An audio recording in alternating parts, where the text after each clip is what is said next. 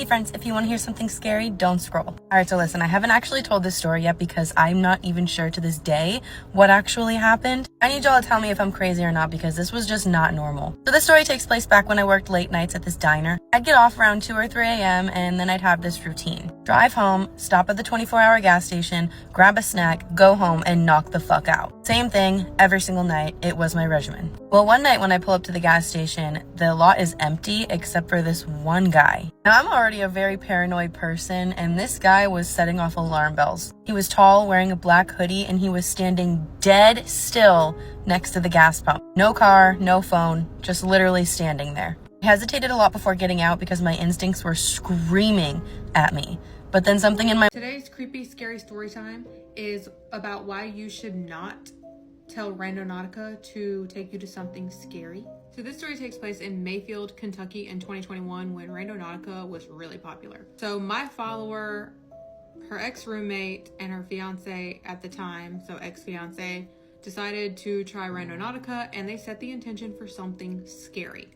The thing that they got was a few blocks away, and so they decided to walk because she said that her ex-fiance had been drinking, the roommate didn't have a license, and my follower just did not like to drive.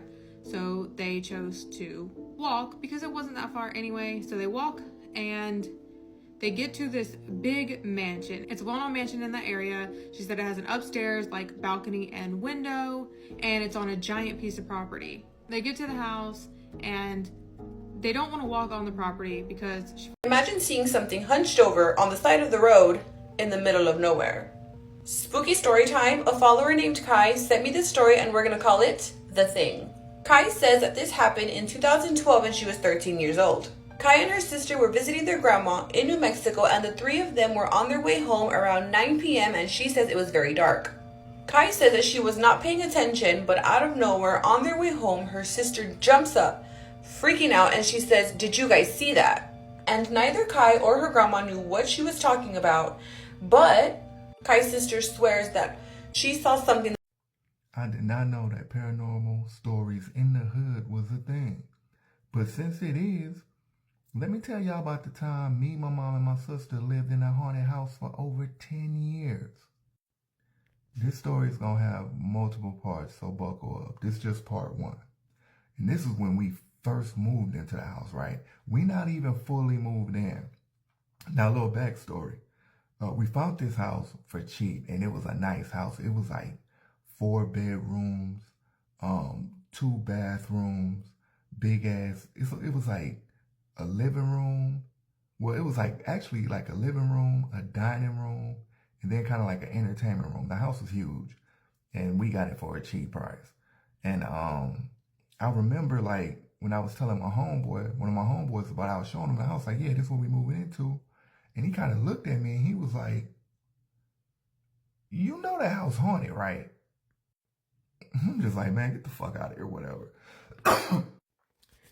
And he like, "No, for real. An old white man used to stay there. He died in the house. And people say it's haunted. And ever since then, nobody has ever stayed in that house past a couple months because it'd be too much shit happening."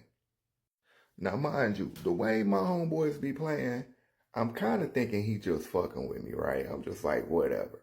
All right, so now fast forward to we moving in. We all going, me, my mom, my sister, we all going back and forth moving our shit in, right? So now at this point, the only people in the house is me and 2 of my cousins, right? And I'm showing them like the house.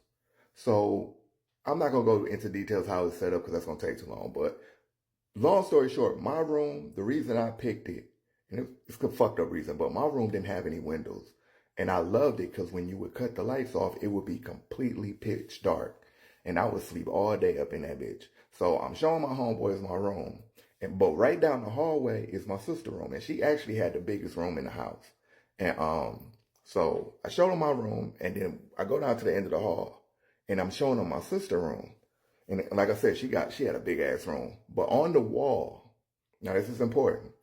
On the wall, there was like a floor length mirror. But it didn't have a frame or anything. And it was bolted directly into the wall where you couldn't move it. Like if you touch it, You can't move it. It wouldn't move at all. It's just right there in the wall. It was like 4 bolts on each corner holding it into the wall, right? So I take them in there. I show them my sister room and shit. And then I think there's a ghost in my home, and that's not even the scary part. So I did some research. It wasn't easy. For some reason, all of the news and information of the woman who was murdered 6 months ago has been kept sealed pretty tight. My guess is because she had told the police that she heard someone in her home, and they did nothing. Also, out of respect for this woman and her family, I'm not going to post her real name. The last thing I'm sure her family wants is a bunch of people digging around in their loved one's murder story. So for ease of following through this with me, I'll call her Jane. Here's what I found out. She was 29 years old, the same age as me, average build and height, dark brown hair, single, no children, thank God. I feel like I'm describing myself. It gives me chills. Nothing in particular about her career that would make her a target to the psychopath. She had been stabbed 88 times. 88. Let that number sink in. The police initially described it as a type of killing that was personal, that she probably knew her killer. But after I put all of the pieces I found together... Okay, you guys. The craziest shit happened to me today when I was getting my hair done. So I get my hair done at my cousin's shop. It's a little shop with just her and her friend. On Tuesdays, Sarah's not there. So it was just me and Amy. We're sitting in there. She's putting color in my hair. And all of a sudden, this guy comes to the door. Well, her shop's by appointment only, okay? So... Want to hear something scary? Have you ever heard the creepypasta called My Brother Died at Birth and My Parents Still Made Me Share a Room with Him? No? Me neither. Want to hear it? This story does have themes of infant unalive and adult unalive, so if that makes you really uncomfortable, scroll away. I haven't been home in a really long time. I left for college as soon as I could the second I turned 18. I've wanted to come back, but every time I tried or came close, I always chickened out, making excuses. I almost came back home when I found out my dad had a stroke, but once again, I couldn't do it. That's until I got a call from the hospital just the other night after work. They told me my mom had passed on the way there, from a blood clot that went to her heart, and that someone would have to figure out what to do with the house. The drive home felt longer than I remembered, and as I pulled into the driveway, I had the urge to peel out and never look back. But as much as I hate this house, I can't just leave it. I push open the car door, walking up the steps of the front porch, and push open the front door with a low creak. The house was dark, but clean, as if it had just recently been dusted, and I imagine it had, by my mother. With my father and my mother gone, the house was extremely quiet and still. At least, mostly. I walked up the steps to the second floor where my old bedroom was, and slowly, stepping through the doorframe, looked inside. My bed was neatly made with all my things in place, and next to it was an empty crib. Jamie's crib. When I was born, I was supposed to be born with a brother. My parents had already picked out both our names, both our cribs, and had a room all decorated. One side for me, and one side for Jamie. But when we were born, I came out all red-faced and screaming, and my brother came out quiet.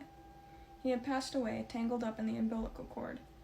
It didn't take me long, as I gained consciousness of the world and understanding to know that something was wrong with my family. Can we show them the older homestead? Yeah, let's go. As you know. No, it's not. No, it's not.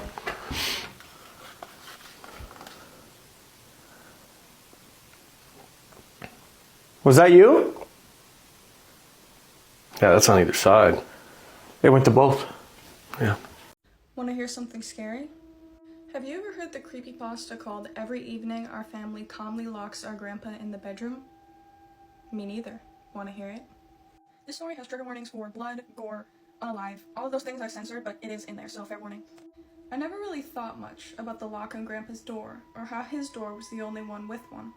Grandpa had been living with us now for as long as I can remember, and as long as I can remember, every night after dinner, Grandpa would thank my mom for the meal, giving both my dad and mom a tired smile, before he rose from his chair, walking past me, and giving me a tender pat on the head, before moving down the hallway.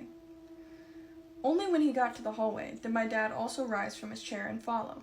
No matter what we ate, dinner would always end with the soft click of a lock and Dad walking away from Grandpa's bedroom door.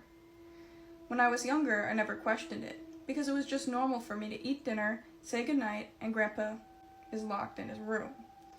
But the older I got, the more I started to realize this might not be so normal. I tried to rationalize it with the fact that he was getting old, and maybe they were worried he'd wander out and hurt himself. But that train of thought led to the worry of what if he needs our help and we can't get to him. The latter didn't really become a reality in my head until Grandpa's health seemed to decrease further. The slight clearing of his throat turning into a deeper, harder cough that sometimes left smears of red in the napkin he pressed to his lips. Only then did I start to realize this really didn't make sense. He was old, something could happen, and with the door locked, we wouldn't be able to get to him in time to help him. So that night, when the house went quiet and everyone was asleep, I crept from my room and into the dim hallway, spotting Grandpa's faded yellow door down the corridor. I stepped silently onto the carpet, not sure why, but knowing I'll be in trouble if my dad finds me trying to see Grandpa. I walk up to the door, pressing my hand gently against it, followed by my ear. I listen for a long moment, but hear nothing, and after about 5 minutes of this, I pull back, sighing faintly, but not satisfied.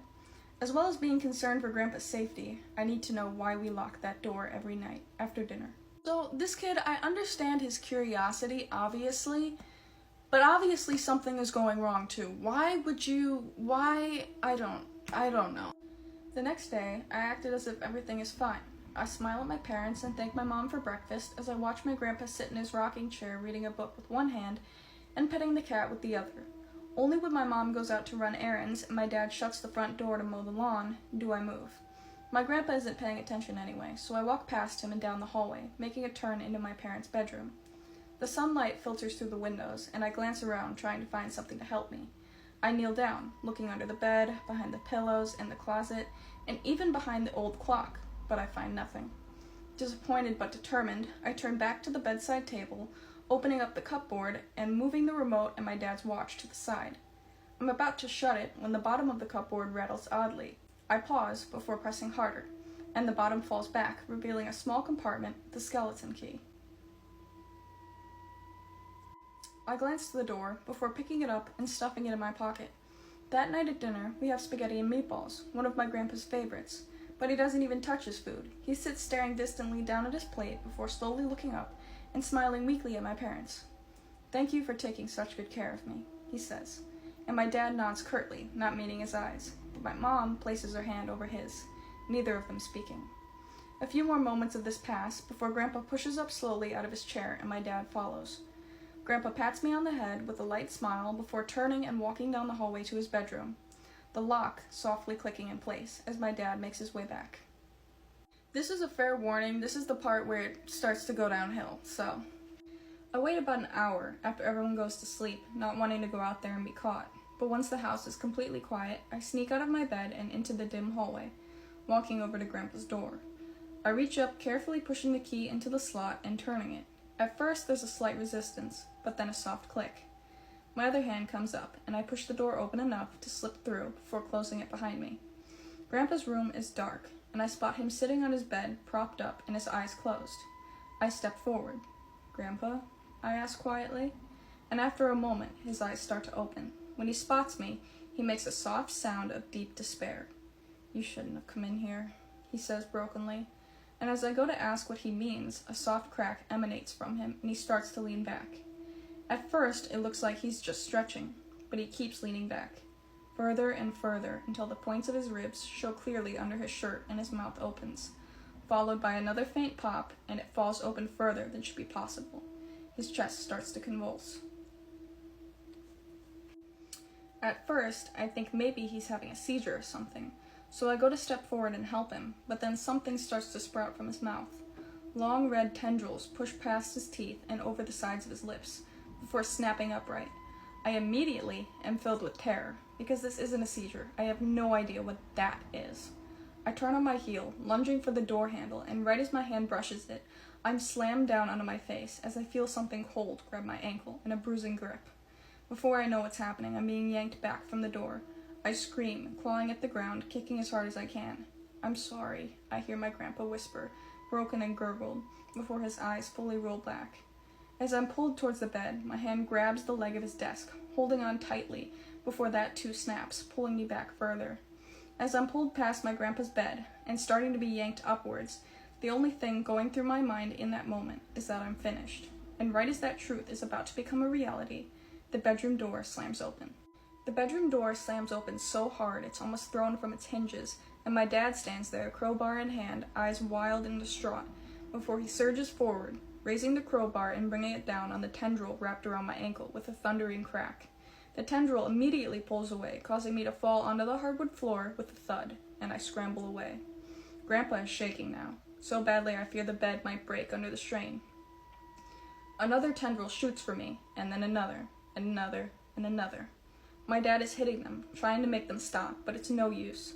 I cry out for him as he stops trying to hit them and looks down at me, something distant and pained in his eyes, before he slowly turns back to my grandpa. I am putting another warning, right here. If you don't want unalive, whatever, all of that, scroll away. His eyes are completely wide now, and he's bending so far back, his back is almost in half.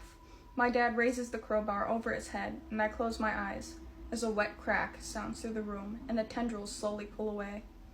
When I open my eyes, my dad is covering Grandpa with a blanket, something red smeared over his face and hair in the dark moonlight. My mom is standing at the door now, unshed tears in her eyes. I watch her, expecting her to scream or cry or mourn her father, but all I see is fear. This unsettles me further, because what else is there to be afraid of?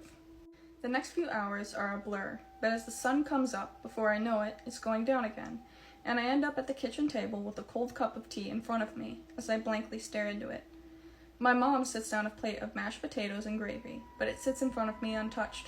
My dad sits across from me, his gaze also distant, and a few flecks of red still stuck in his hair he couldn't quite wash out. Dinner is silent, both my mom and dad eating without a word. They don't explain, but then again, I don't ask, not wanting to know the answer as to what just happened. As the sun sets over the horizon, my dad slowly stands, giving me a tired smile and tenderly patting my head. "I think I'll head to bed," he says, barely audible, and as he steps away from the table and heads into the hallway, my mom suddenly rises as well. I don't look at either of them as they stand, and I just choose to stare down at my food instead. The house is silent and unmoving, but that's when I hear the bedroom door shut with a soft thud.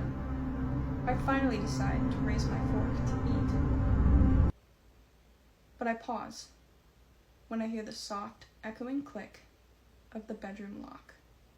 This true scary story is so bad that it sent somebody to the psych ward, and then what happens in the psych ward is absolutely insane. I am going to tell you that this story has a trigger warning for two different things: SA and harming yourself, except for this person wasn't really the one harming herself, but it has a trigger warning for that anyway. Guys, don't forget to subscribe to my YT account. I'm going to put it right here, and the link is also in my bio. I'm going to be telling a true scary story on there that I have not told yet tonight. I'll put the link for my YT right here and a link for Instagram right here. Okay, let's get started. Today's true scary story was sent to me by a girl named Kimberly. Kimberly said that she has been seeing this demon creature since she was 8 years old.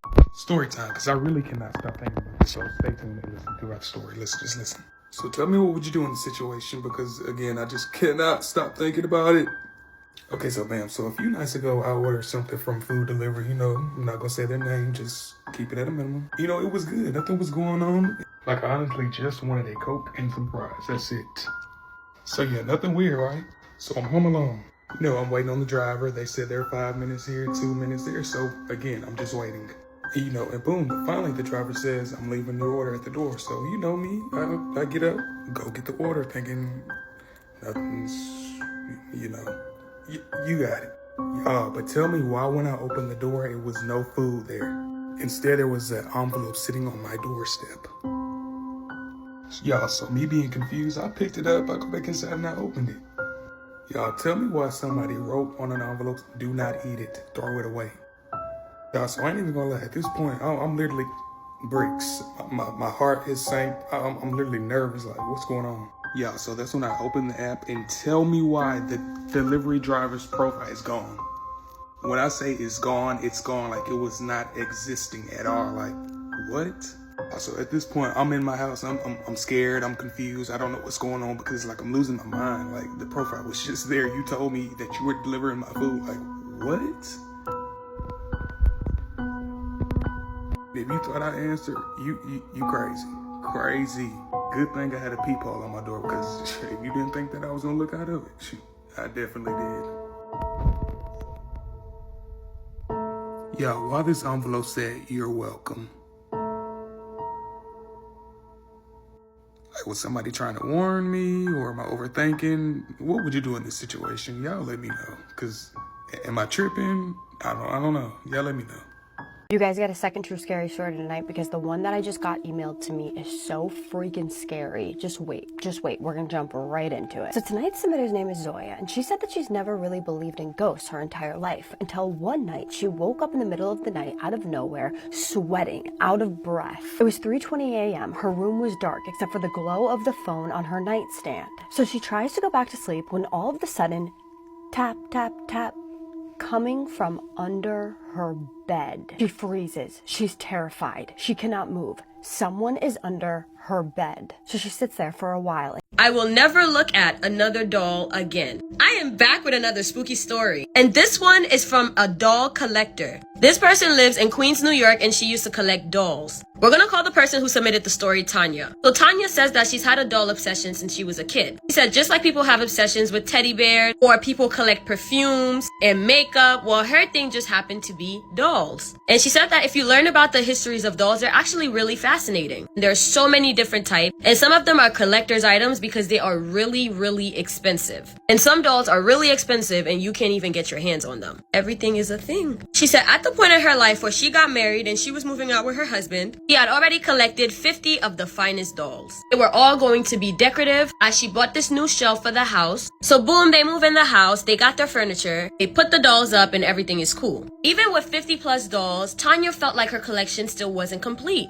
as there was this one porcelain doll that she really wanted. However, it seemed to be like one of a kind, and she's been trying to get it for years. One day, as she's scrolling through eBay, she finds a bidding for it. So she says she sets up her bidding and doesn't think about it. Didn't think she was gonna get it as she didn't put the highest price. Lord and behold, the bidding closed and Tanya was the lucky winner of said porcelain doll. So boom, doll gets to her house and she's really excited to add it to her collection. So now she said on the shelf, she was very strategic on where she placed the doll. She said she placed it next to another porcelain doll that kind of looked a little similar. Kind of looked like a little family, just based off of how she placed the dolls. Well, she said that one thing that she started to notice, basically she started to notice that the dolls would fall off the shelves. Overnight, she would just hear a thud, and the next morning, sure enough, a doll had fallen off the shelf. Again, she's not thinking anything of it. Things fall all the time. Maybe the shelf is not that stable. Or maybe something has shaken the shelf as she had cats. She said the next thing that she started to notice was the temperature in that particular room, the doll room, always seemed to be colder than the rest of the house. It was like this clean chill that you would get when you walked inside of that room, as mentioned to her by people who would come to the house. She said that she did notice that the room was cold, but she didn't feel the chills that her guests were talking about. She just kind of put it on the fact that people are superstitious about dolls anyway. Maybe they're just thinking, oh, dolls, haunted, boo. And realistically, what could she do about the temperature of the room? Now, she said that she had never been suspicious of any paranormal activities going on in the house until this one thing that happened. And she started suspecting that maybe there's something off about the house.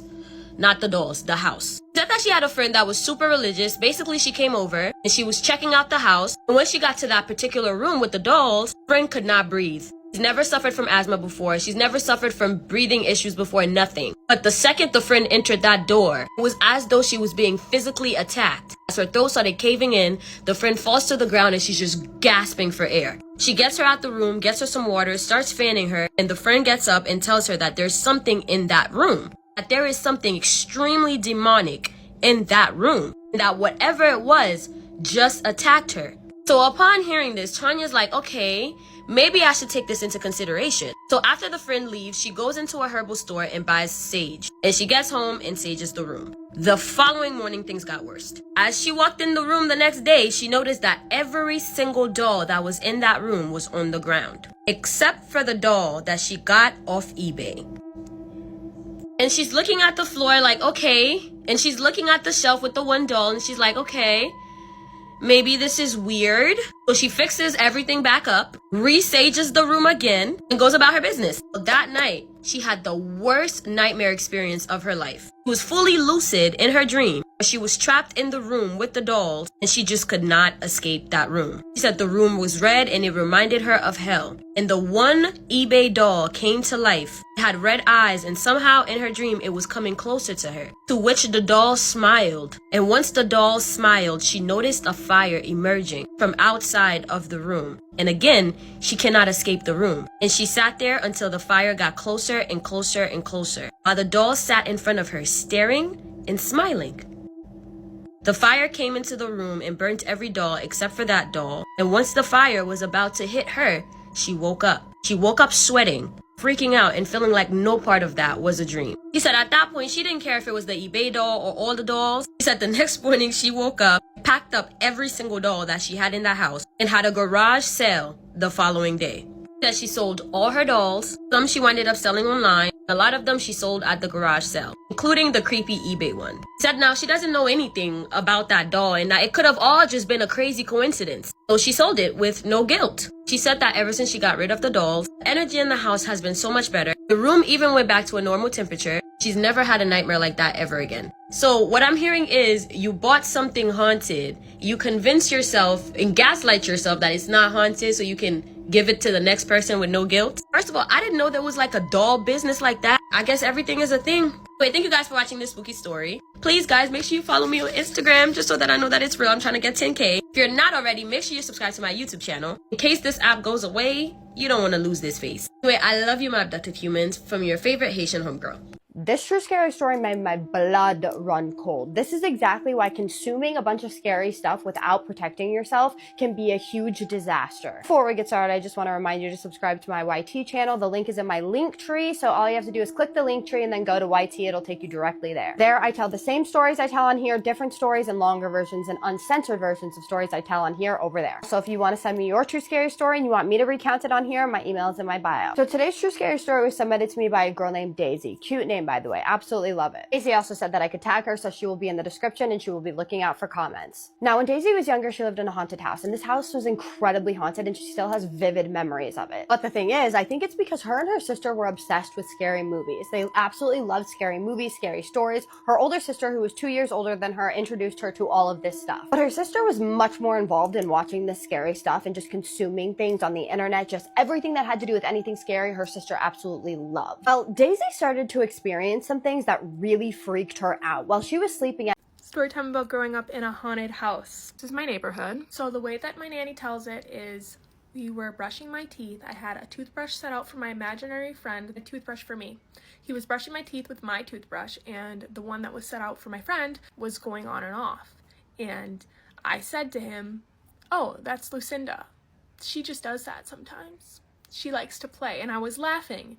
This is a reiterated story, by the way. I don't remember this. He says that he remembers being so creeped out that he didn't even... Heute Storytime Teil 21. Ich komme jetzt gerade in meine alte Wohnung und ich stehe hier vor und ihr glaubt nicht, was ich hier sehe.